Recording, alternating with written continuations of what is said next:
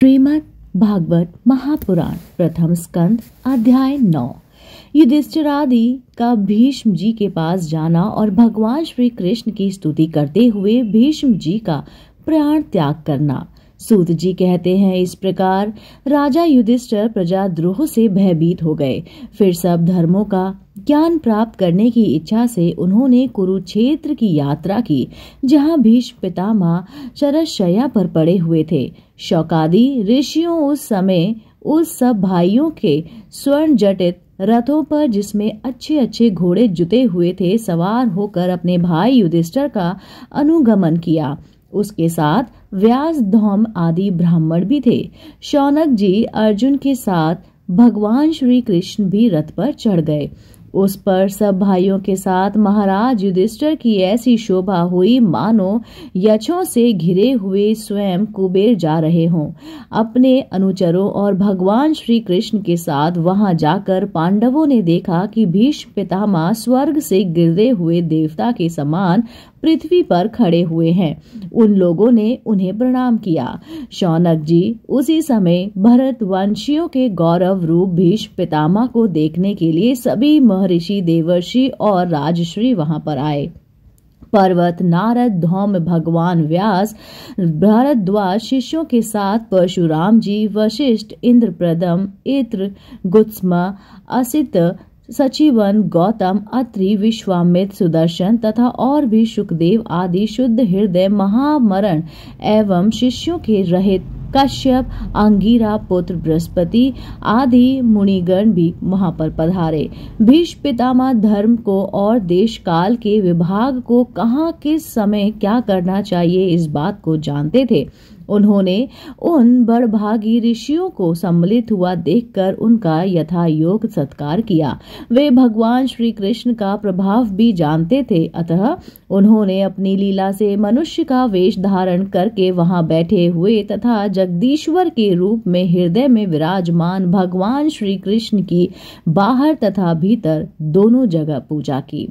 पांडव बड़े विनय और प्रेम के साथ भीष्म पितामह के साथ बैठे थे। उन्हें देखकर भीष्म पितामह की आंखें प्रेम से आंसुओं से भर आई। उन्होंने कहा, धर्मपुत्रों, हाय हाय, ये बड़े कष्ट और अन्याय की बात है कि तुम लोगों को ब्राह्मण धर्म और भगवान के आश्रित रहने पर भी इतने कष्ट के साथ जीना पड़ रहा है, जिसके तुम कदापि योग्य नहीं हो। अतिरथी पांडु की मृत्यु के समय तुम्हारी अवस्था बहुत छोटी थी। उस दिनों तुम लोगों के लिए कुंती रानी को और साथ साथ तुम्हें भी बार बार बहुत से कष्ट झेलने पड़े हैं।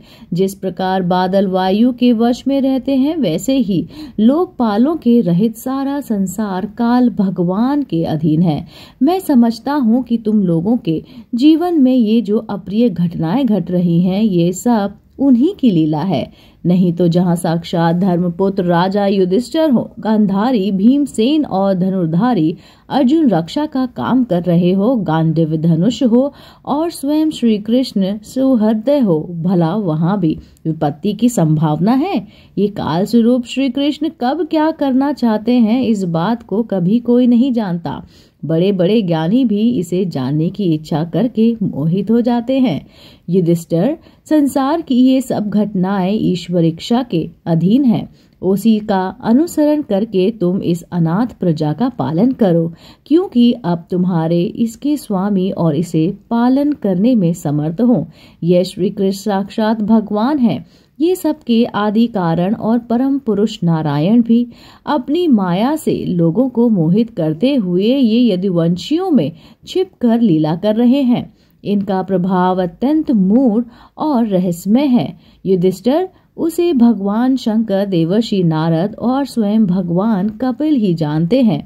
तुम्हें तुम अपना ममेरा भाई, प्रिय मित्र और सबसे बड़ा हितु मानते हो तथा जिन्हें तुमने प्रेमवंश अपना मंत्री, दूत और सारथी तक बनाने में संकोच नहीं किया है, वे स्वयं परमात्मा है।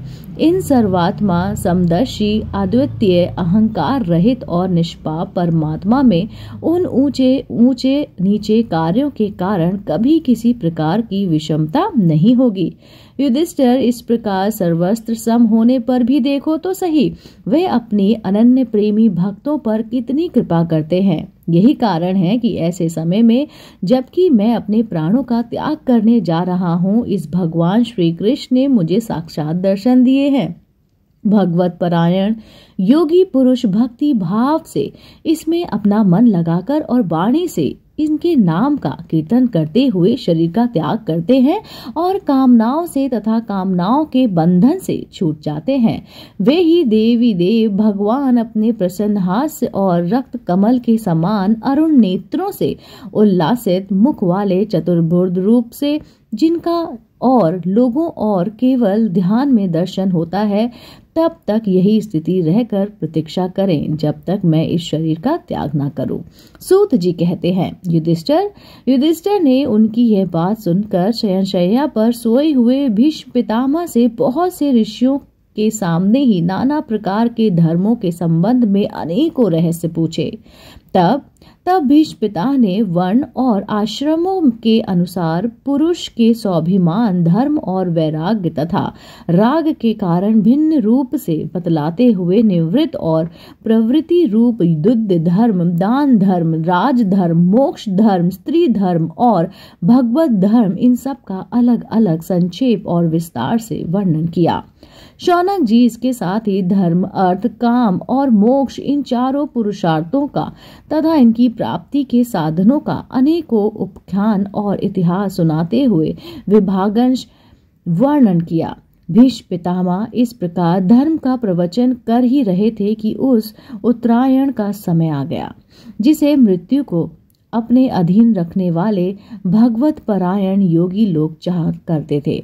उस समय हजारों रथियों ने नेता भीष्म पितामह ने वाणी का संयम करके मन को सब ओर से हटाकर अपने सामने स्थित आदि पुरुष भगवान श्री कृष्ण में लगा दिया। भगवान श्री कृष्ण के सुंदर चतुर्भुज विग्रह पर उस समय पीतांबर फहरा रहा था। भीष्म जी की आंखें उसी पर एक टक लगी हुई थी। उनको शास्त्रों की चोट से जो पीड़ा हो रही थी वह तो भगवान के दर्शन मात्र से ही तुरंत दूर हो गई तथा भगवान की विशुद्ध धारणा से उनके जो कुछ शुभ और अशुभ शेष बचे थे वे सभी नष्ट हो गए। अब शरीर छोड़ने के समय उन्होंने अपनी समस्त इंद्रियों के विलास को रोक दिया और बड़े प्रेम से भगवान की स्तुति करने लगे। श्री भीष्म जी ने कहा, अब मृत्यु के समय में अपनी ये बुद्धि जो अनेक प्रकार के साधनों का अनुष्ठान करने में अत्यंत युद्ध एवं और शुद्ध कामना रहित हो गई है, यह अनंत भगवान श्री कृष्ण के चरणों में समर्पित करता हूँ, जो सदा सर्वदा अपने आनंद में स्वरूप में स्थित रहते हुए भी कहीं विहार करने की लीला करने की इच्छा से प्रकृति को स्वीकार कर लेते हैं, जिससे ये सृष्टि परंपरा चलती है, जिनका शरीर त्रिभुवन सुंदर एवं श्याम तमाल के समान सांवला है, जिस पर सूर्य रश्मियों के समान श्रेष्ठ पीतांबर लहरा रहा है और कमल सदृश मुख पर घुंघराली लटके लटी हुई है। उस अर्जुन सखा श्री कृष्ण में मेरी निष्पाक प्रीति है। मुझे युद्ध के समय ही उनकी वह विलक्षण छवि याद आती है। उनके मुख पर लहराते हुए घुंघराले बाल घोड़ों की टाप की धूल में मटमैले हो गए थे और पसीने की छोटी छोटी बूंदें शोभामायन हो रही थी। मैं अपने तीखे वाणों से उनकी त्वचा को बींध रहा था। उस सुंदर कवच मंडित भगवान श्री कृष्ण के प्रति मेरा शरीर, अंतकरण और आत्मा समर्पित हो जाएं। अपने पित्र अर्जुन की बात सुनकर जो तुरंत ही पांडव सेना और कौरव सेना के बीच में अपना रथ ले आए और वहां स्थित होकर उन्होंने अपनी सृष्टि से ही शत्रु पक्ष के सैनिकों की आयु छीन ली, उस पार्थ सखा भगवान श्री कृष्ण में मेरी परम प्रीति है। अर्जुन ने जब दूर से कौरवों की सेना के मुखिया हम लोगों को देखा, तब पाप समझकर वह अपने स्वजनों के वध के विमुख हो गए। उस समय जिन्होंने गीता के रूप में आत्म विद्या का उपदेश करके उसके सामायिक अज्ञान का नाश कर दिया, उस परम पुरुष भगवान श्री कृष्ण के चरणों में प्रीति बनी रहे। मैंने प्रतिज्ञा कर ली थी कि मैं श्री कृष्ण को शस्त्र ग्रहण कराकर छोड़ूंगा। उसे सत्य एवं ऊंची करके के लिए उन्होंने अपने शस्त्र ग्रहण न करने की प्रतिज्ञा छोड़ दी। उस समय वे रथ के नीचे कूद पड़े और सिंह जैसे हाथी को मारने के लिए उस पर टूट पड़े। वैसे ही रथ का पहिया लेकर मुझ पर झपट पड़े। उस समय वह इतने वेग से दौड़े कि उनके कंधे का दुपट्टा गिर गया और पृथ्वी कांपने लगी। मुझे अतताई ने तीखे वाण मार मार कर उनके शरीर का कवच तोड़ डाला, जिससे सारा शरीर लहूलुहान हो गया था। अर्जुन के रोकने पर भी वे बलपूर्वक मुझे मारने के लिए मेरी ओर दौड़ी आ रहे थे। वे ही भगवान श्री कृष्ण जो ऐसा करते हुए भी मेरे प्रति अनुग्रह और भक्त वत्सलता से परिपूर्ण थे, मेरी एकमात्र गति हो, आश्रय हो। अर्जुन के रथ की रक्षा में सावधान जिस श्री कृष्ण के बाएं हाथ में घोड़ों की रास थी और दाहिने हाथ में चाबुक, इन दोनों की शोभा से उस समय जिनकी अपूर्व छवि बनी थी तथा महाभारत युद्ध में मरने वाले वीर जिनकी इस छवि का दर्शन करते रहने के कारण सारूप्य मोक्ष को प्राप्त हो गए, उन्हीं पार्थ सारथी श्री भगवान कृष्ण में मुझे मरणासन की परम प्रीति है। जिनकी लटकती सुंदर चाल, हाव भाव युक्त चेष्टाएं, मधुर मुस्कान और प्रेम भरी चितवन से अत्यंत सम्मिलित गोपियां रासलीला में उनके अंतर्धान हो गए और प्रेम से वे मतवाली होकर जिनकी लीलाओं का अनुसरण करके तन्मय हो गई, उन्हीं भगवान श्री कृष्ण में मेरा परम प्रेम है। जिस समय युधिष्ठिर का राजस्व यज्ञ हो रहा था, मुनियों और बड़े बड़े राजाओं से भरी हुई सभा से सबसे पहले सबकी ओर से उनके सबके दर्शन भगवान श्री कृष्ण की मेरी आंखों के सामने पूजा करती हुई वे ही सबके आत्मा प्रभु आज इस मृत्यु के समय मेरे समान खड़े हैं। जैसे एक ही सूर्य अनेक आंखों से अनेक रूपों में दिखाई देते हैं, वैसे ही अनजन्मा भगवान श्री कृष्ण अपने ही द्वारा रहित अनेक शरीरधारियों के हृदय में अनेक रूप से जान पड़ते हैं। वास्तव में तो वे एक और सबके हृदय में विराजमान ही हैं। उन्हीं इन भगवान श्री कृष्ण को मैं भेद भ्रम से रहित होकर प्राप्त हो गया हूँ। सूत जी कहते हैं, इस प्रकार भीष्म पितामह ने मन, वाणी और दृष्टि की प्रवृत्ति से आत्मस्वरूप श्री भगवान श्री कृष्ण में अपने आप को लीन कर लिया। उनके प्राण वहीं पर विलीन हो गए और वे शांत हो गए। उन्हें अनंत ब्रह्म में लीन जानकर सब लोग वैसे ही चुप हो गए, जैसे दिन बीत जाने पर पक्षियों का करलव शांत हो जाता है।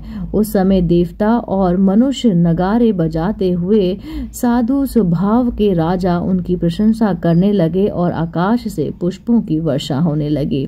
शौनक जी युधिष्ठिर ने उनके मृत शरीर की अंत्येष्टि क्रिया कराई और कुछ समय के लिए शोक गमन हो गए।